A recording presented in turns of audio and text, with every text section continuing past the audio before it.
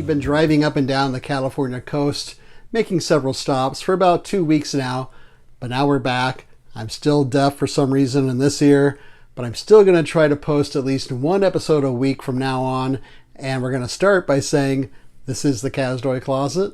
I'm Kazdoy. That's my closet full of all the stuff that I love, and today let's look at some discs I recently picked up. We're talking about 4 discs, 4 genres. Let's check it out. Let's start with one of the 2 discs I bought that was not a blind buy, and that is Baby It's You from 1983. This is basically a riff on the Romeo and Juliet story set in 1966 New Jersey.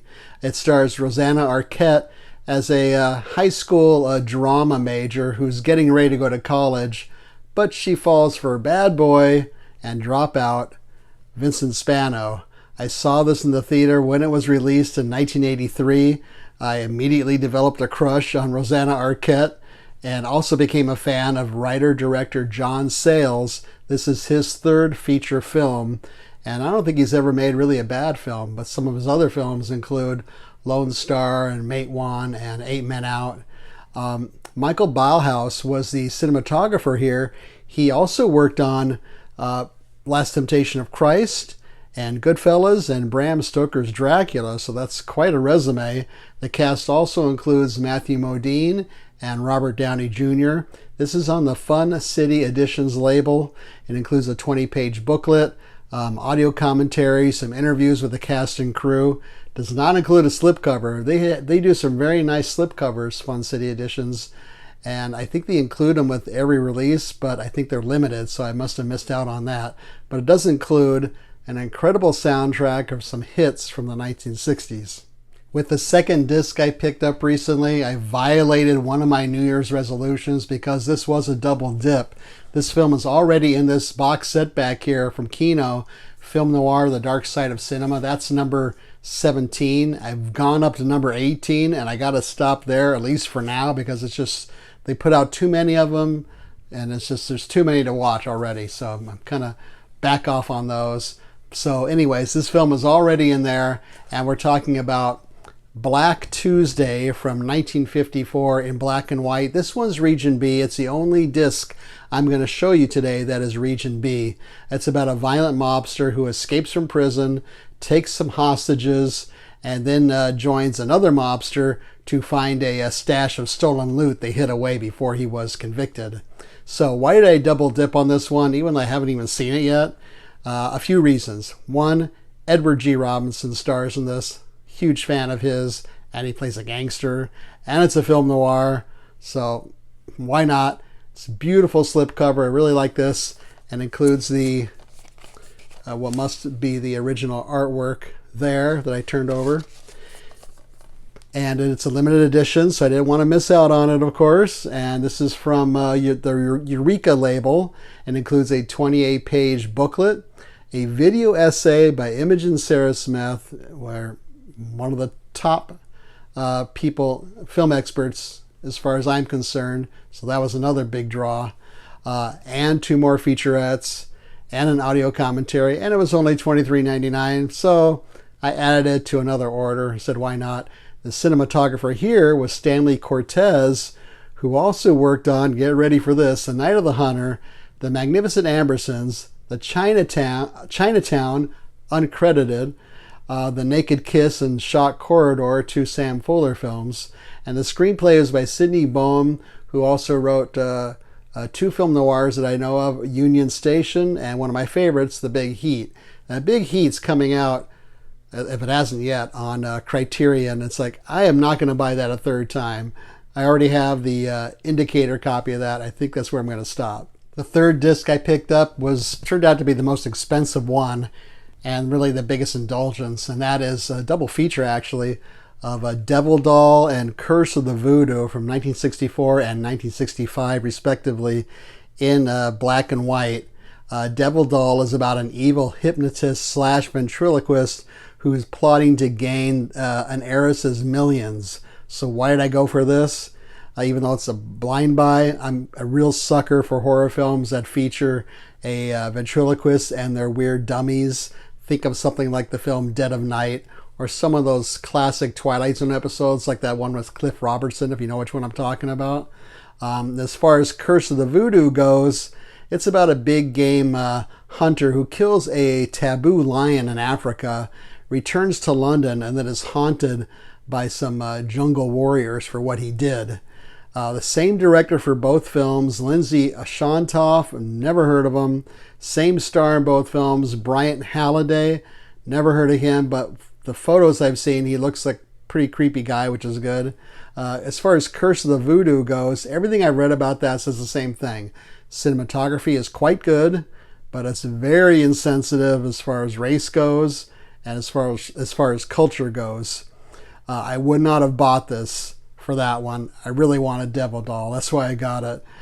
Voodoo, by the way, was written by Brian Clemens, who was the guy who was behind the classic Avengers TV shows back in the 60s. So, might be good, who knows. This is on Vinegar Syndrome. I'm not a big Vinegar Syndrome fan. I have about maybe 6 of their discs. They do a nice job with them, especially with the slipcases. That's what this is here. It's the same artwork inside, but they also do a nice, I just can tell if it's kind of embossed and shiny there. So they do a nice job with the slipcases. And it has a audio commentary, and it has 3 interviews, and it has a 20-page booklet.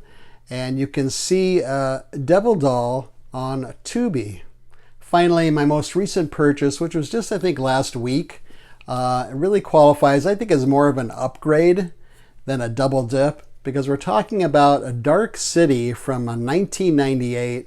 This is about a man who struggles with his memories of the past, including a wife he can't remember, and he finds himself in this nightmarish world that nobody seems to be able to wake up from. This was one of the very first DVDs I bought. You can see it back there. Bought that a long time ago when I first got a DVD player. And it's going to go to the library here. I'm going to donate it right now. That had very few extra features. I think maybe a couple of interviews and a couple of commentaries. But this new Blu-ray from Arrow has those features plus a whole lot more, as you can see there. And it also includes postcards and a poster and a 60-page perfect bound book and this nice hard box that looks like this with that slipcover on it. And this is the Blu-ray. Now, why did I get the Blu-ray instead of the 4K? I'll try to make this brief. If you watch my channel, you know what's been going on. But I have two players. They're both region free. One's a 4K, one is not. And the 4K has been giving me a lot of problems. About 14,000 people have watched that episode about that 4K player. It's a Panasonic 820, which a lot of people love. But Arrow only puts out either a 4K or a Blu-ray. They don't have them both in the same case. So if this screws up on that 4K player, it's going to be useless. So I get the Blu-ray instead. I only buy 4Ks if the Blu-ray's included, so I can always switch to the other player or switch to the Blu-ray. And Arrow and Criterion seem to be the biggest problems I have for some weird reason. Anyways, Dark City was directed by Alex Proyas, probably best known for the original The Crow from 1994. The cast includes Rufus Sewell, Kiefer Sutherland, William Hurt, and the beautiful, gorgeous Jennifer Connelly. It's difficult to describe this film. I will say, it's been a long time since I've seen it, but I will say repeated viewing is rewarded with this one. This has elements of film noir and expressionism and visually. And IMDb listed as a like cyberpunk slash sci-fi slash mystery slash thriller. I guess people could compare it to films like The Matrix or Blade Runner, 2 films which I would think would be right in my wheelhouse, but I could never get into those. I have no idea why. Anyways, I got this at Barnes & Noble. It was 30% off. I didn't want to wait for the 50% off sale because I've been reading that this one is going fast. So FOMO kicked in and might be out of reach pretty soon. It was 30% off. I had some points. It came out to $29.95. It was actually behind the counter when I went there. It wasn't even on the shelf yet, so I had to grab it from behind the counter. There was one of these and one of the 4Ks back there, and that was it. So Feel free to leave a comment or suggestion down below. Leave a thumbs up. Don't leave a thumbs down. Subscribe would be great. Share this with your friends and neighbors. Subscribing is free. Also free is you can find us on Letterboxd under the Kazdoy Closet. We've been leaving quite a few reviews on there lately. That's free too. What's not free is my ebook is available. It is True Tales from the Teacher Trenches, the ups and downs from 32 years of teaching. And you can get that on Amazon.com for $1.99. It's for your Kindle. If you don't have a Kindle, you can use the free Kindle app on any device of your choice to read it. And a lot of people seem to like it. So thanks so much for watching this episode. Hope you liked it. See you next time.